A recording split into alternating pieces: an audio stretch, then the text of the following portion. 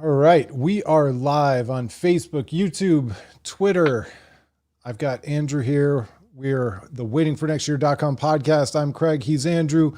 We are part of the Evergreen Podcast Network, and we're just going to dive right in. We've made some changes at Waiting for Next Year.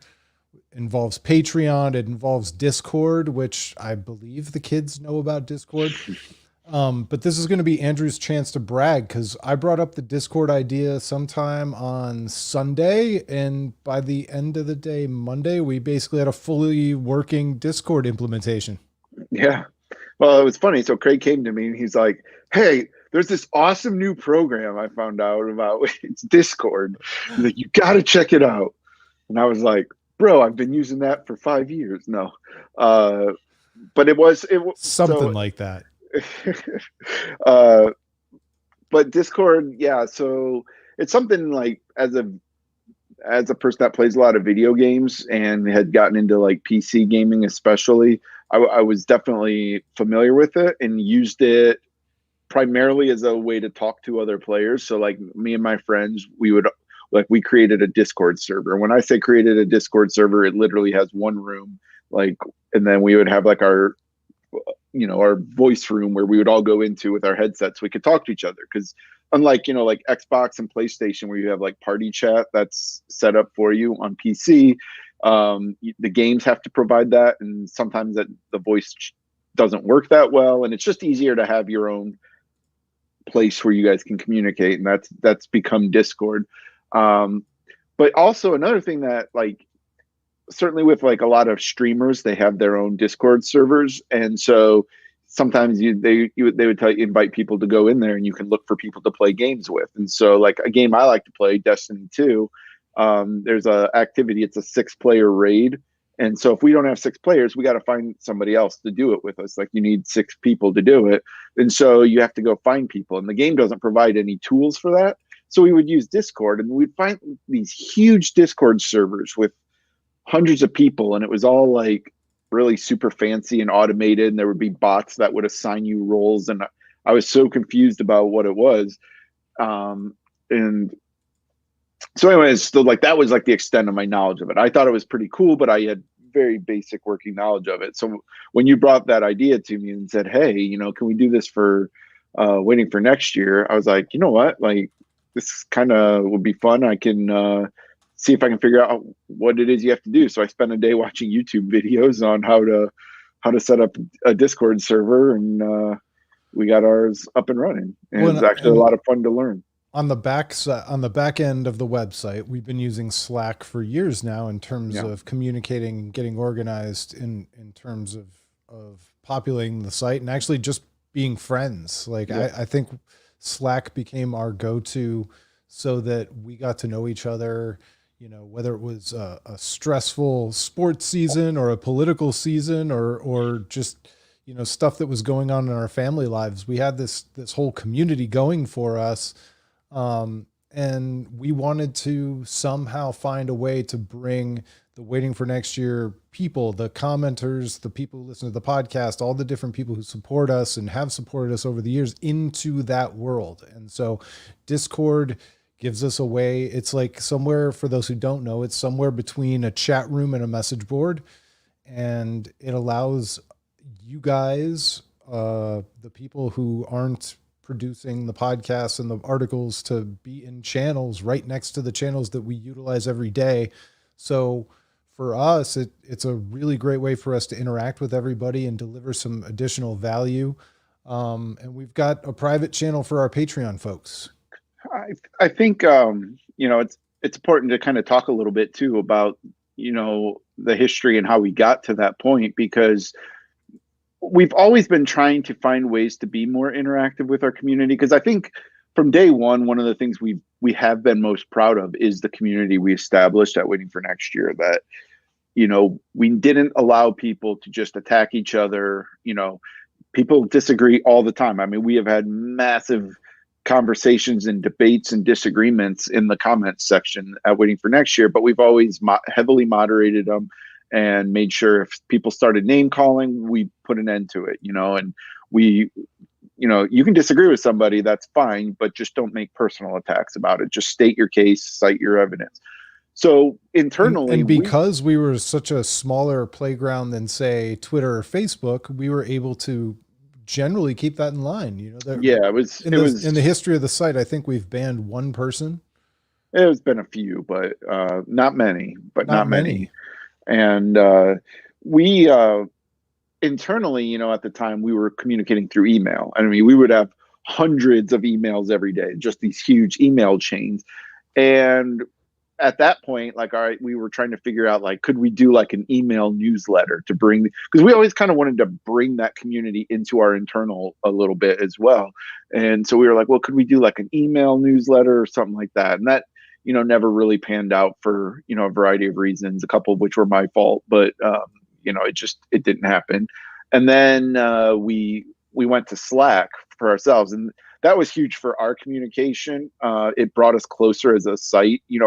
I think prior to Slack, we were just people who kind of knew each other, but we just sent a lot of emails to each other every day. But I really felt like Slack allowed us to really, like you said, get to know each other a lot closer. And I think, it brought us in as a team, like we all became friends, and so that it was great for that. And I know we've kicked around the tires before, like, is there some way you can use Slack to like let people only see one channel but not the rest? Because obviously we still need our private channel for our internal discussions about the workings of the site, but we also wanted certainly to be able to interact with our community in the same way that Slack brought us together. Can we bring it together with our community? And so Well, I and think Discord is what we'd hopefully going to be the realized is answer to that that. in our Slack with our 20x channels, 25 channels, whatever it is, there's like only 4 or 5 of them that we actually use to produce the site, and the rest Yeah. are like us talking about Mandalorian or food or all these different things that don't necessarily make it to the front of the site.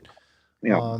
And so what we had end up building was something that was kind of like a private friend group and less of a front facing website. And so I think it's really cool that technology and systems have caught up where we can kind of bridge that gap. And especially without getting deep down the rabbit hole, especially in this time and place, Mm-hmm. a lot of us are scaling back our Facebook or Twitter usage.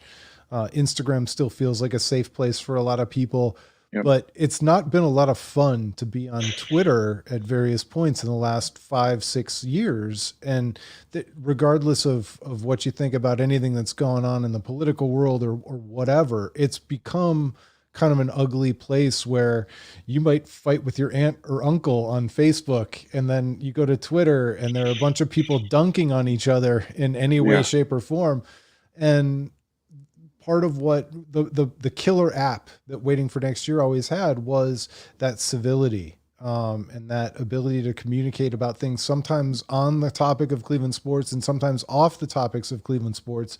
Mm-hmm. And, I know the word safe space has become ugly, but like Waiting for Next Year actually was kind of like a Oh, safe absolutely. space. Absolutely. Like, I think, we have people that cover pretty much all over the political spectrum and Waiting for Next Year. We actually do have a politics channel internally that, we use to discuss it. And it is Not nice. everybody.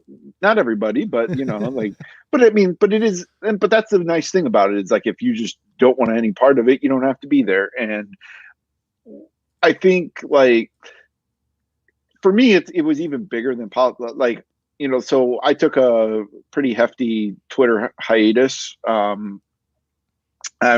I've started looking at Twitter again a little bit. I haven't posted anything, but I'm still kind of looking at it every now and then. The Browns in the playoffs, like, that really kind of drew me back in because I wanted to see what people were saying about the Browns. And then the Cavs have been exciting, so I wanted to see what, some of the sports people that haven't seen their opinions lately. I wanted to see.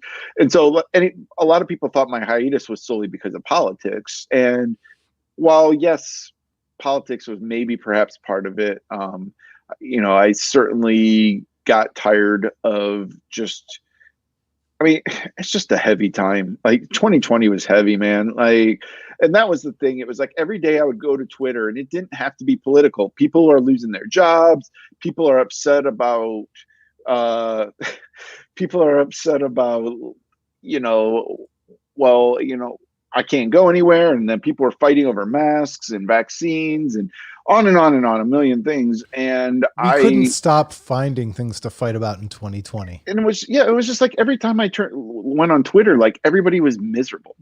And I just realized it was bringing me down. Like I would be in a good mood, and I would go on Twitter and I would see all these miserable people, and it would just suck me in, and I would doom scroll for an hour, just reading conversations of other people that I'm not even a part of that are fighting over this stuff, And so I had to back away from that. And I think having the waiting for next year Slack was a real savior for me on that aspect, because I could still, we go and laugh and have a good time, and you were just walled off from sort of that wall of negativity. And so I think like my thing with the Discord then was like, well, if we can even replicate even a small part of that and bring in some of the commenters who have been with us for a long time, and I mean certainly anybody from the public who wants to join is, they can join up, but we want to have a place where people can be civil to each other, and that doesn't mean you can't have disagreements and arguments and all that, but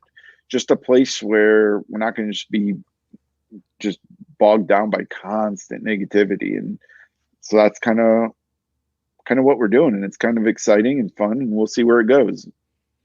And I put the URL up on the screen. If you're watching us live, I created a tiny URL, tinyurl.com/WFNY DISC, short for Disc Discord. Golf.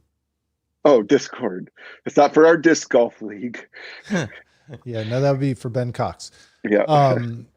But yeah, no, we want everybody to join in. We think it'll be a lot of fun. We think it'll be good for everybody. And then the other part of it is that, waiting for next year has never been a very good business. And it's never going to be a very good business. It's never been anybody's full-time job. We don't expect it to become anybody's full-time job, but we do have bills. It does take time and money to produce the site, hosting and different things. So one of the things is advertising on the site. The other thing is our Patreon. And we've always struggled to find ways. We've had a wonderful crew of people who've supported us on Patreon, but we've struggled to find ways to deliver that extra piece of value. So this is one of the ways that we thought we could do it. We're really excited about it. One thing that 2020 has taught us, even the podcast you're watching right now, is video conferencing. And so we think that we can do some virtual hangouts, and we could do some things like that maybe the world wasn't ready for 5 years ago when we started the Patreon, but everybody's ready for it now. So if you go to patreon.com/WFNY, join up at one of the levels, hook up your Patreon account to your Discord account, and you will be in our special private channel. We will do everything that we can to make it worth your while. And we think it'll be fun, and you get to support the site. Yeah, that's the pitch. That's the pitch. Nothing to add. So yeah, that's really it. That's the sales pitch. It's tinyurl.com/WFNYDISC. I'll have that in the notes. And then if you have some extra money and you want to support the site, patreon.com/WFNY. It's not going to make any of us be able to quit our day jobs, but it'll allow us to keep the site going and reward the people who are creating the content that you continue to enjoy. And now with Discord. So fun stuff. Yeah, for sure. And, I really do feel like we're just getting started with it too. And I think that's a thing that we have some ideas, and we'll see how many of them we can implement. But, this is something we want to keep building and keep doing. So, it's a good time to get involved and, give us your ideas. What kind of things would you guys like to see and do with this? We're all ears. So we just want to right now, like to get people signed up and come join us. Yeah. And the other thing that we have changed to Patreon that is indicative of where we've gone as a site is, obviously blogging and the written word has died out a little bit. Everybody has a micro blog on Twitter or on Facebook or wherever they go. And so people don't read blogs the way they did 10 years ago, 11, 12 years ago, whatever it was when the site was started now. But we've been adding podcast friends. So, the nail in the coffin, the Browns Friday Fumble has been a part of our feed for a long time. The Dairy Bros, the Dairy Brothers are a part of us. And also, we hooked up with Cleveland and Beyond and some other podcasts. So we've added those as Patreon levels in Patreon. So if you're here because you like the nail in the coffin, we don't blame you, but go ahead when you go to patreon.com/WFNY, select them. Or select the Friday Fumble. Don't select the Friday Fumble. Forget those guys. But or Cleveland and Beyond. And that's, you vote with your pocketbook, vote with your dollars, and everybody benefits. And we're just anyway, enough pitching. I would also I'm going to pitch one more thing and just say, like, truly, like, this is, nobody's going to believe me that I'm not just saying this. Like, really, these are really quality podcasts, all of them. Even Friday Fumble, yes, is a quality podcast. Especially Friday Fumble. We appreciate everybody who's been a part. Craig's been running this podcast for a long time and doing a great job with it. But I really I look forward every week when there's a new, nail in the coffin episode. Like they're always good stuff. And I don't want to forget Josh and Joe, who picked up the post-game podcast mantle during the Browns season this year. Yeah, which was awesome. Good to see. So good stuff. All right, so let's talk about the only active Cleveland sports team. The Cleveland Indians.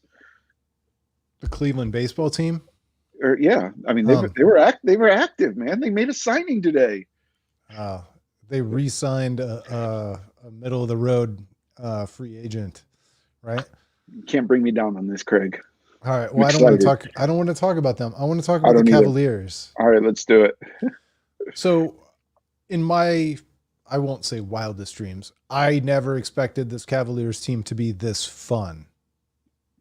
Yeah, I think that's a pretty common sentiment. I think, to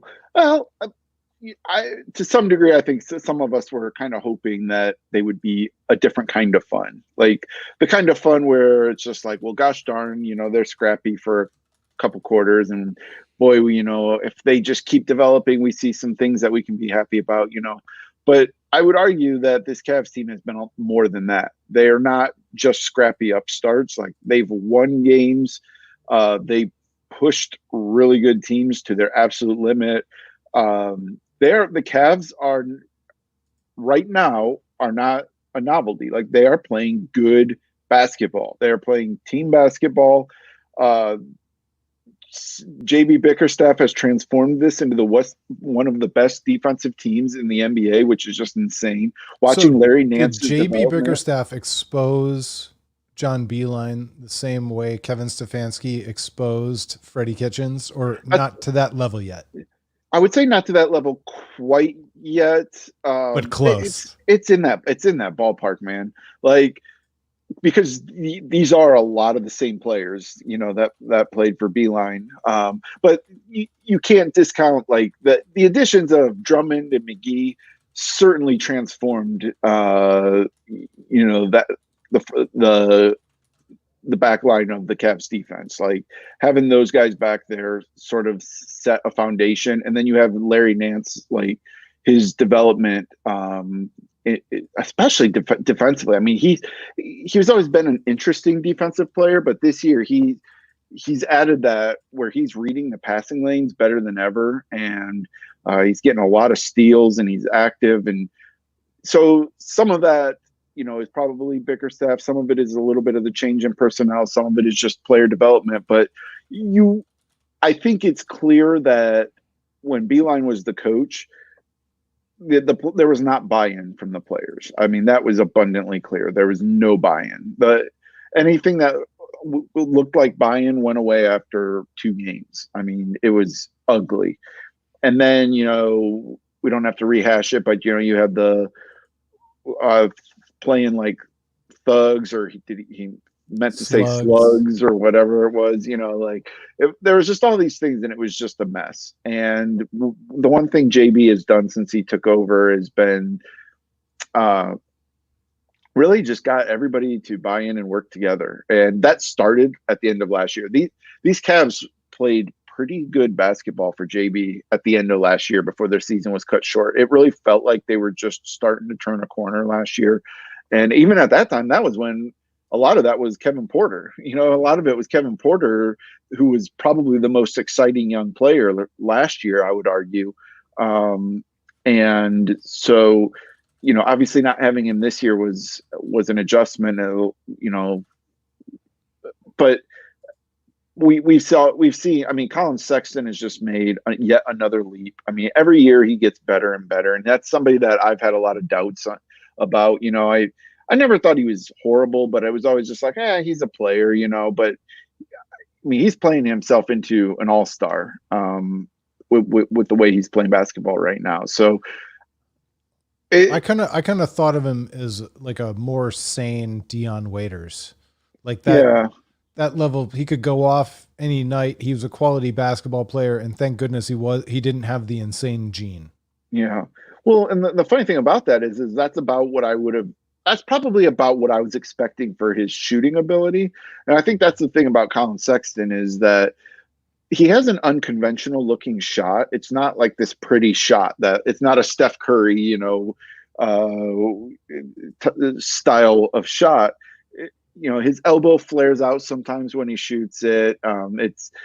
He can be a little bit off balance at times, but year in and year out, like he has just been a very good 3-point shooter. And I think that's been the thing. Like, I think I spent a good year and a half kind of telling myself, well, he can't keep this up. That number is going to start to come down, and it just hasn't. He's just played phenomenal basketball, and it's been awesome to see. I have a devil's advocate question for you. Sure. So one of the things that LeBron taught us while he was here is that you can only play so hard throughout the regular season on your way to the playoffs. And during any NBA regular season, it probably makes sense for the most quality teams to coast a little bit and hang back and really pace themselves, because it's a marathon, not a sprint.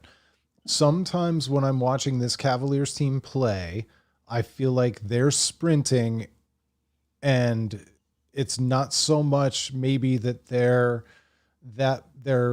shocking the world and they're better, that they're just a bunch of tryhards. Is there any possibility that they're kind of tryharding their way through the regular season in a way that other smarter teams would not? Without question. Especially I would say, like, towards the middle part of the start of this season, I think there was a couple teams in there that it just really looked like they just caught them off guard. Like they were not ready for the type of game the Cavs were going to play. So yes, the Cavs are outworking and they're playing harder than most teams they play, without a doubt.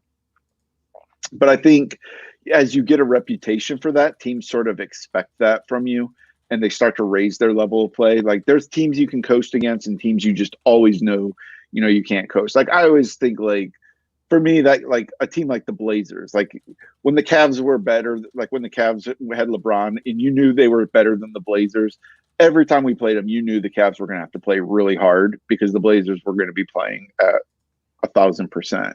And I think that's kind of a little bit what the Cavs are doing. They're getting a little bit of that reputation. Like, you better come to play when you're playing the Cavs, because they're not going to take it easy on you. You're going to have to work. And so there could be certainly, I'm not sitting here projecting the Cavs to make a deep playoff run or anything like that, but they don't have to for this to be a great season for them. For them, fighting for a playoff spot. I think if we thought if they could be competing for a playoff spot, that would be amazing. And so as they sit there currently in 7th in the East right now, I see no reason why they're not going to be contending for a playoff spot. So it's going to be this already is shaping up like now. Who knows? Injuries could happen. They might still make some more trades that could shake things up. So, we'll see what happens. But I just think that what the Cavs have done is really energized the fan base. I mean, the fans are loving this team. This is an easy team to fall in love with and to enjoy watching night in and night out and rooting for. And that's always a gift, but boy, is that especially a gift after how frustrating it was last year. I know we talked about this on the podcast. How frustrated I was with the Cavs not getting to go to the bubble and being let like the Cavs were a forgotten NBA franchise. They were irrelevant. You could if you before the season, if you listen to like a Zach Lowe season preview podcast, they didn't talk about the Cavs. They weren't even a mention. Like not even when you talked about the bad teams, they didn't talk about the Cavs. They were forgotten as even a bad team. That's how irrelevant they were to everybody. And the Cavs are not an irrelevant team anymore. Like you're seeing national people talk about some of the things they're doing and the ways they're playing. Zach Lowe has talked about Larry Nance on multiple occasions, Bill Simmons is saying stuff about Colin Sexton, and however you feel about Bill Simmons. But when Bill Simmons is talking about the Cavs, that's a pretty crazy thing because that has not been happening since LeBron left, obviously. So, people are noticing now, like the Cavs have made themselves a fun basketball team that people who love the sport, that really love people who play good basketball, they enjoy watching this Cavs team. And that's awesome. Yeah. I mean, national reporter Joe Varden is talking about the Cavs this week. No, but in all seriousness, it's pretty incredible. I don't know where the ceiling tops out, but you've got to be impressed by the way the Cavaliers have scouted, the way they've drafted. They haven't gone, and look, I'm not a draft aficionado. I don't know who they passed on or who they could have taken otherwise, but they seem to have really focused in on guys who really will try hard and will try and improve their game, and high floor, even if the ceiling is a little bit lower. But that's the Okoro pick to a T.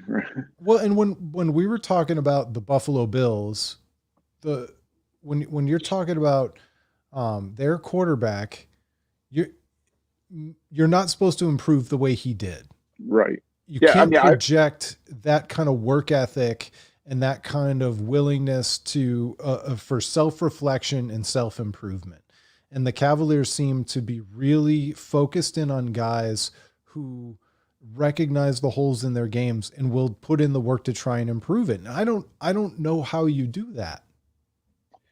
The funny thing about that too is like I've been pretty hard on Kobe Altman. I didn't see his vision for what he was trying to build. And so, for a while I was really down. Like I didn't necessarily love the pairing of Garland and Sexton. And we loved Griff too. Yeah. So, it was one of those things that was like, I was kind of down on him. I was like, I just didn't see a plan or anything like that. And then when they did the Drummond move, I think a lot of people were really surprised by that. But that was like the first time I was like, oh. Well, that's dumb. That just makes them just good enough not to be bad. Yeah. Well, then there was a sentiment of that, and it was like, well, are the Cavs just trying to make a run for the 8th seed, but what I kind of felt like it was the first time I saw, like, I think he's putting together a team building principle here and an identity that he's looking for with this team. And then the Okoro pick just fit in perfectly with that. And suddenly, like I was just sitting there looking at while everybody was sort of laughing, they end up with JaVale McGee and Andre Drummond and Kevin Love and Larry Nance, Isaac Okoro. Like you've got like all these guys that can play big. And I was like, well, I almost wonder if the Cavs are noticing a sort of market inefficiency and they're going after it. As the league has shifted away and put such an emphasis on playing small, everybody wants to play small. And if you can play small, like that was like the Golden State Warriors, like the death lineup, and if you could play small and get away with it, like that was the way to do it. It just sort of seemed like as the league was shifting that way, I think Kobe kind of said, "What happens if we turn the dial the other direction? Let's kind of see what happens." And then you look for guys with a certain work ethic and that are going to fit into that team, and all of a sudden he is building a team that has an identity, and that's big. We talked about that a lot with the Browns this year about how important that was for them to establish an identity, and that's what the Cavs seem to be doing right now. So I've been pretty pleased with what they're doing. So we had a tweet response from Jacob Lawson. I asked the question about Bickerstaff versus Beeline versus Stefanski and Kitchens. And Jacob says, no, Stefanski took the Browns to the divisional round and almost beat the reigning Super Bowl champs. Bickerstaff has the Cavs fighting for the 7th seed. Fair. That's fair. That's fair. But I also they're dramatically different sports. Like you still in basketball. The Cavs season isn't over yet. Well, that's true. But you also that's a good point though, because if you think about it, the Browns were fighting for the 7th seed in the AFC. They were, so maybe it's not all that different, but really the Cavs don't have, in basketball, you still need a guy. You need that dude. And I don't think the Cavs have that. But if the Cavs can make the 7th seed and they can knock out the 2 seed, and then there you go. that almost never happens in the NBA though, does it? Not too much. Every once in a while you get a team that's kind of plucky and will do something. There's been some upsets, but it doesn't happen very often. Basketball, until you get down to those top 4 seeds, it can be a little bit predictable, but that's how it goes. All right. Well, I guess this is probably the latest we've ever talked about the NFL draft in the history of waiting for next year. Yeah, it's nice. It's been nice. Yeah, right? So the Browns draft, what, 26th? Sure. You can't even project that far out in the draft. It's amazing. You just have to wait and see what happens. So funny. It's like you sit there and you look at it and you're like, how on earth am I supposed to have an opinion on who I want the Browns to take when I have no clue who's going to be available? Like you could always, with the Browns, you could always find a group of 5-6 guys, and the Browns are going to get one of them because there wasn't enough picks for all of them to be taken. And now, you can have your set of favorite guys, but you're going to be waiting a long time to see. Yeah, normally with the Browns, they're in the top 10 somewhere. All right, we like their quarterback, so we take these first 2 quarterbacks off the board. The Browns weren't going to draft those guys, and they're not going to be available, so that leaves the running back, 2 linebackers, a wide receiver, a tight end, and a safety. And out of those, the Browns, you start doing your math, and the process of elimination ends up, with no trade, the Browns are definitely going to do this. So, but this also reminds me of a post that I've been working on that'll hit the site here in a few days. We need to talk about this. Predicting scores needs to go away as a part of sports media. I noticed it especially during the NFL this year on the pregame shows, which I barely watch, but every single week on Twitter, there would be somebody would screen cap a graphic of, these NFL reporters pick the Chiefs to beat so-and-so or this or that. And it's like, they're not picking against the spread. It's meaningless. So if you're picking the Chiefs against the Browns in the playoffs and you're not taking the spread into account and you pick the Browns, you're an idiot. They were 7-point underdogs, at least. It doesn't make any sense. And so why do we continue to do this as a media? TV producers need to stop it. Well, it gets even better because a lot of them even have to predict the score, not just who's going to win. Then they have to give a score, what they think the score is going to be. And could there be anything less relevant than what somebody thinks the score will be?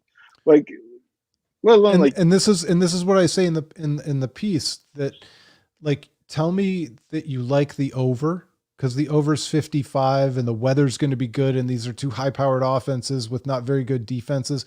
But don't tell me that I predict the Chiefs are going to win 28-17. Yeah. Like nobody cares. Yeah, and we won't name names, but this kind of ties into, a certain somebody who covers the Browns who said when was asked the question, how do the Browns beat Pittsburgh? And he says they don't, and it was like my whole thing about that was like, what is the value in saying that? Like even like because to me that goes into saying like predicting like who's going to win. I predict the Browns are going to win, or I predict Pittsburgh is going to win. Well, I don't care about that. What I do care about is telling me how do the Browns win that game? What are the things that need to go the Browns way to do it? And if you would have said, well, they're going to need some turnovers, they're going to need to be able to establish their running game, but or whatever it might be, whatever you as an analyst can seize as an advantage for the Browns, I want to hear that, and I want to hear like what do the Steelers need to do to make sure that that the Browns don't surprise them. Like those are the things you want to hear. It's not who's going to win because it's sports, man. It doesn't matter. Like every year we are shocked by how many outcomes in sports. So what difference does it make who you think's going to win? But give me some analysis on how these teams are going to play each other and what you see as the advantages each team has. That's what I want to hear. And that's where people provide value. And to my point, we're now living in a world where everybody has access to sports betting. We know that sports betting is happening on everybody's phones, whether it's daily fantasy or legit sports betting on the lines. So if you think the Browns have a good chance to win, just tell me why you think 7 points is too big a spread and why, the Browns might not come out on top, but 6 out of 10 times, I think they can keep it within a field goal. I think you're overrating the Chiefs and underrating the Browns' pluckiness. So, but this idea that a sports producer for a TV show, especially a national TV show, CBS, pregame, whatever they call that, or Fox pregame, and they're going to go, all right, Howie, what do you think? Oh, I think the Chiefs got this one in the bag. Like, who needs that 7 seconds of TV? It's the most idiotic thing I've ever seen in my entire life. There's one exception, and that's if you're Lee Corso and you're putting on the Not helmet or you're putting on the mascot head of the team you think's going to win. Then it's okay. But is it, or are you tired of that too? Because how many times have we seen this where like beloved sportscasters and beloved sports personalities like become a caricature of themselves? Yeah, the audience turns on them. It happened to Chris Berman. If people hear Dick Vitale talk about diaper dandies one more time, they're just going, oh, it's true. It's true. It's like some people in the world think the Beatles are overrated because they've been around so long and they've influenced so much music that it doesn't feel as revolutionary as it did when it came out. And not to compare Dick Vitale to the Beatles, but he's not done anything new. He's not innovated. He's the same guy. I mean, even Gus Johnson, we all loved Gus Johnson. And now some people I do are like, not anymore. Enough. That's how I feel. That's how I feel. Honestly, like I do too, but I feel bad about it. I do too. He's not doing anything wrong. Like he's doing the thing that got him the gig that he's doing, but it's just like I just roll my eyes sometimes. Like, oh God, here we go. Gus is going. What do you want him to do? Yeah, exactly. I'll tell you, man. There is nothing like less fun than being the fan of a favorite and having the underdog like score the first touchdown in a game, and because Gus is going to go crazy, you're just like, dude, just chill out for a second, man. But and it's funny because like, again, not to like, because I know like everybody has various opinions of Bill Simmons, but like I still to this day I don't listen to his podcast a ton, but I listen to him and Cousin Sal guess the lines, and I will listen to that a million times before I'll listen to if they were just guessing who's going to win. It's almost like a game show.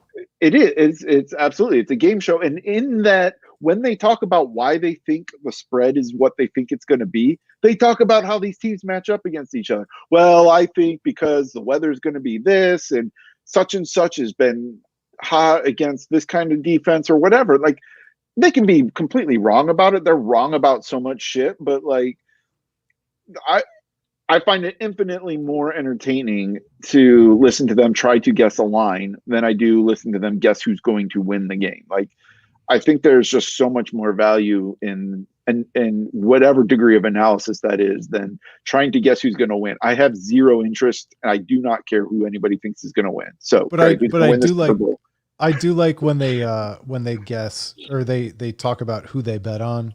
Yeah, 6 points. It's a lot of points on the road.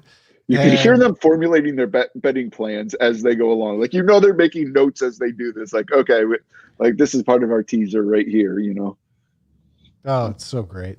Yeah. All right. Do we have anything else that we want to go over? I don't think so. I think we covered it. We covered everything that's pretty much relevant, since you don't want to talk about Cesar Hernandez. Jeez. What a buzzkill, Craig. Isn't that the dog trainer? No. Of the Browns? No. There was a Cesar who was like a TV dog trainer. No, I don't know. Anyway. Way to end with a bang, Craig. I want to thank everybody for listening. I want to thank everybody for watching on Facebook, YouTube, and Twitter. We are part of the Evergreen Podcast Network. Please, if you can, head on over to patreon.com/WFNY. Give us some love there. And then join our Discord. That's tinyurl.com/WFNYDISC. All those links will be available everywhere on Twitter and Facebook. Please make 2021 the year that you hang out with us. We don't even care if you pay us. We'd like it if you paid us, but even if you don't, just come hang out with us. It'll be fun. Absolutely. All right. We'll talk to you next time. It's been the waitingfornextyear.com podcast.